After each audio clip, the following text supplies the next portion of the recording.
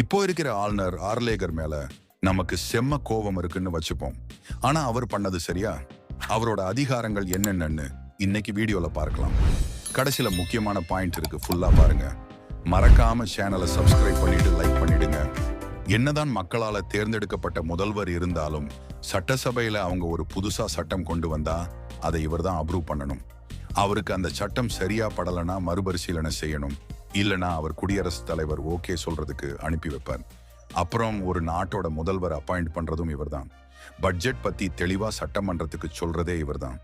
மாநில அரசுக்கும் மத்திய அரசுக்கும் இணைப்பு பாலமா செயல்படுவாரு. மாநிலங்கள் மத்திய அரசியலமைப்பு சட்டங்களை மீறுதான்னு கண்காணிச்சுட்டே இருப்பாரு.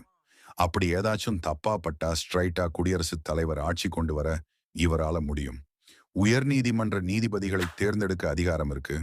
லாஸ்ட் பாயிண்ட், எலெக்ஷன்ல எந்த கட்சிக்கும் பெரும்பான்மை இல்லைன்னா இவர் நினைக்கிற கட்சி ஆட்சியில் அமரலாம்.